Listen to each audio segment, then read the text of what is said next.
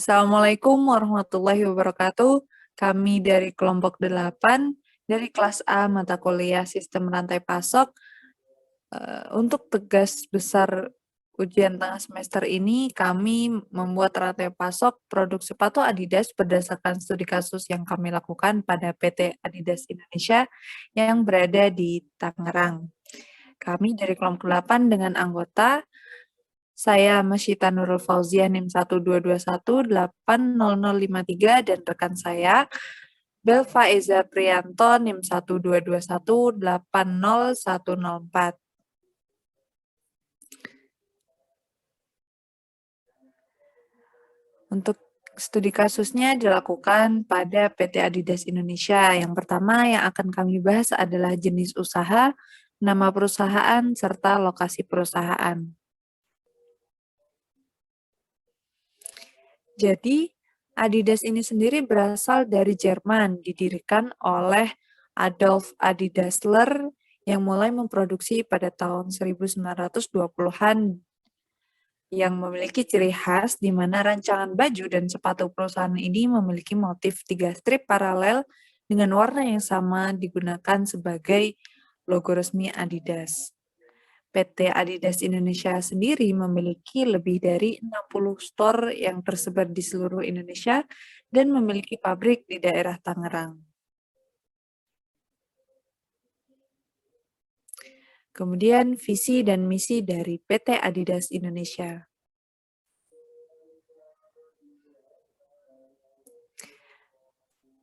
PT Adidas Indonesia memiliki visi to be the global leader in the sporting goods industry with brands built on a passion for sports and a sporting lifestyle.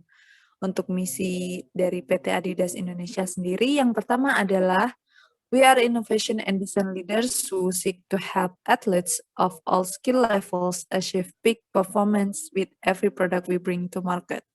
Yang kedua, we are consumer-focused and therefore we continuously improve the quality, look, feel, and image of our products and our organizational structures to match and exceed consumer expectations and to provide them with the highest value.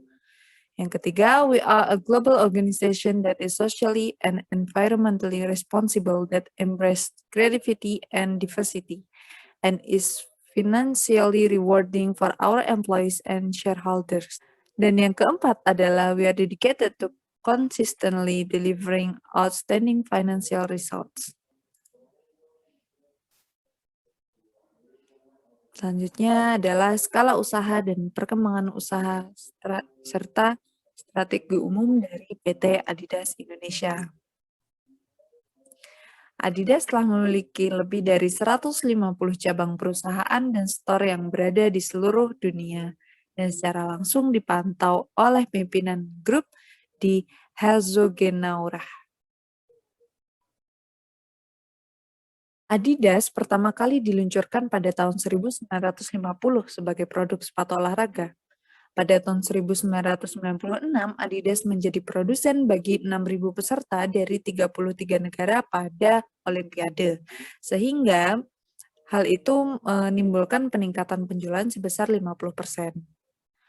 Pada bulan Desember tahun 1997, Adidas mengakuisisi Salomon Group dengan merek TaylorMade, Mavic, dan Bonfire, kemudian berganti nama menjadi Adidas Salomon AG.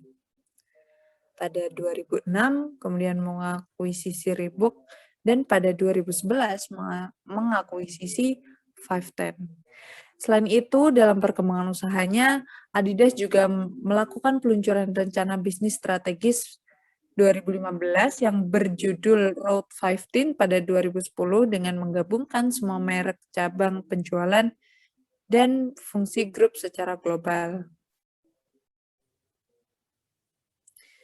Strategi umum dari perusahaan Adidas sendiri, yaitu Adidas memiliki strategi branding yang kuat, menggunakan strategi brand storytelling. Pada tahun 2015, Adidas membuat strategi baru yang berjudul Creating the New, di mana Adidas membuat rencana bisnis 5 tahun ke depan menjadi masa depan yang lebih menarik di bidang olahraga. Adidas juga menerjemahkan kompetensi mereka dalam bidang usaha menjadi streetwear dan fashion karena olahraga merupakan sikap dan gaya hidup.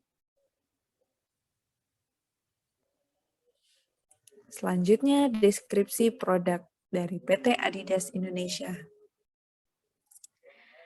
Jadi, pada mulanya Adidas hanya fokus memproduksi sepatu olahraga dan pakaian olahraga. Selanjutnya, mereka mulai merambah untuk membuat produk olahraga untuk semua cabang olahraga, sepatu atau sandal santai, dan juga aksesoris-aksesoris lainnya. Adidas mulai banyak memproduksi produk-produk untuk kalangan wanita dan anak-anak di kemudian hari. Selain produk-produk langsung untuk olahraga, selanjutnya Adidas juga memproduksi berbagai macam aksesoris seperti body care, deodoran, parfum, perlengkapan mandi. Selain itu juga jam tangan, kacamata, tas, dan lain-lain. Dalam hal ini nanti yang akan dibahas selanjutnya adalah mengenai produk sepatu yang dikeluarkan oleh perusahaan.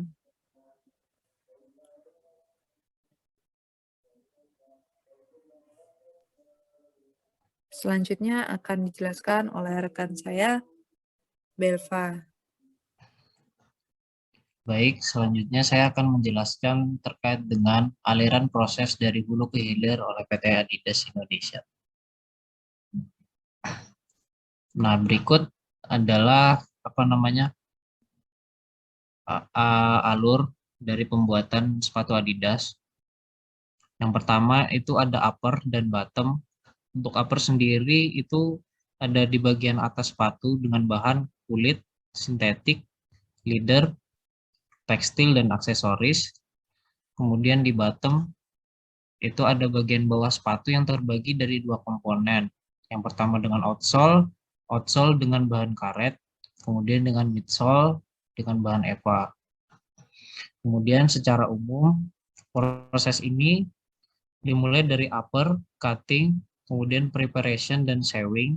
Kemudian di sebelah kanan itu ada bottom, compound, needle rolling, press outsole, dan kemudian stock fit. Kemudian setelah melalui proses sewing dan stock fit, produk ini kemudian diassembly. Proses perakitan antara upper dan bottom itu melalui proses lasting, buffing, dan cementing, bonding, press, dan finishing.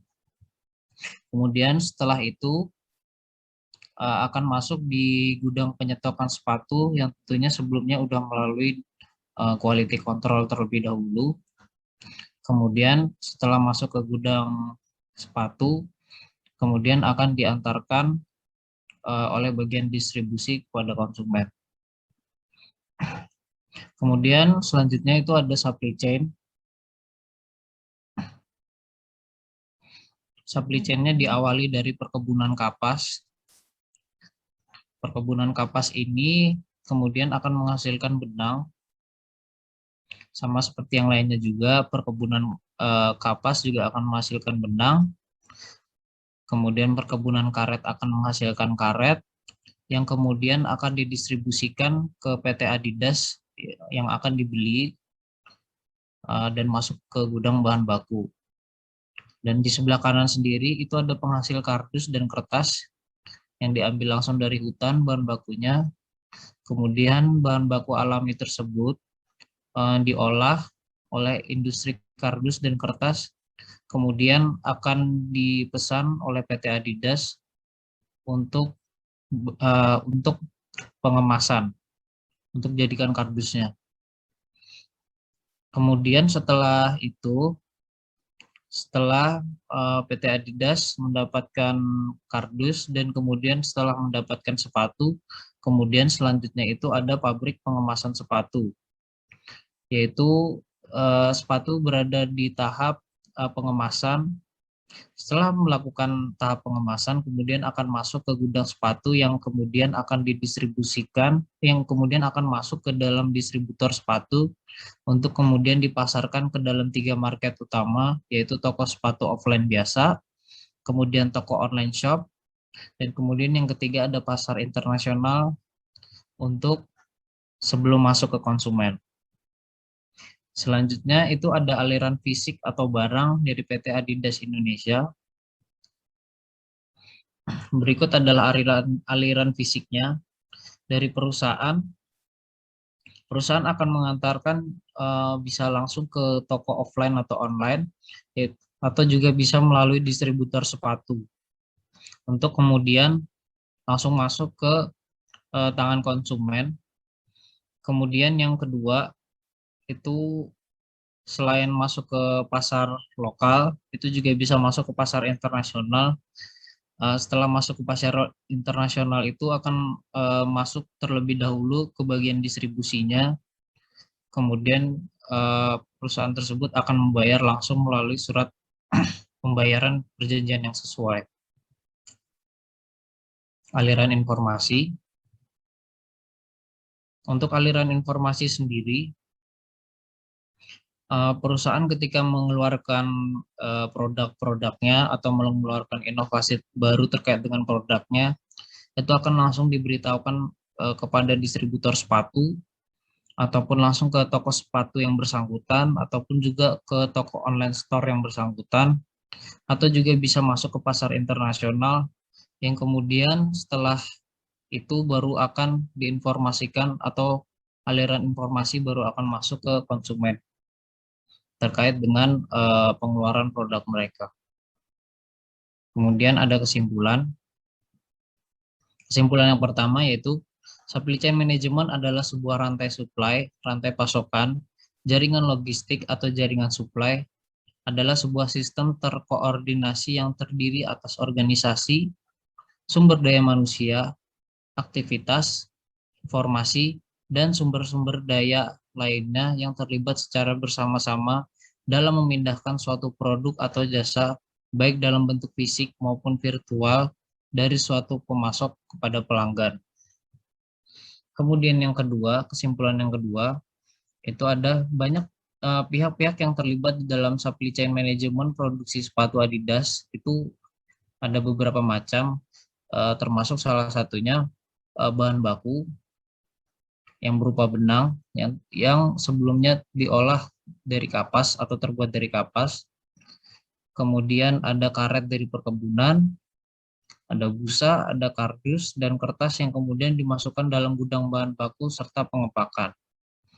Selanjutnya sepatu yang dibuat pada pabrik pembuatan itu akan melakukan tes uji quality control dulu atau quality control terlebih dahulu. Setelah produk yang dilakukan uji kualitas tersebut lolos, kemudian produk akan dikemas di pabrik pengemasan atau dapat dikatakan sebagai barang jadi yang disimpan dalam gudang sepatu untuk selanjutnya didistribusikan tidak langsung kepada konsumen, yaitu melalui toko sepatu offline, kemudian online shop atau online store, dan kemudian masuk ke pasar internasional. Begitu pula untuk alur pembayaran dan alur informasi sama dengan skema tersebut, dikarenakan alirannya pun sama.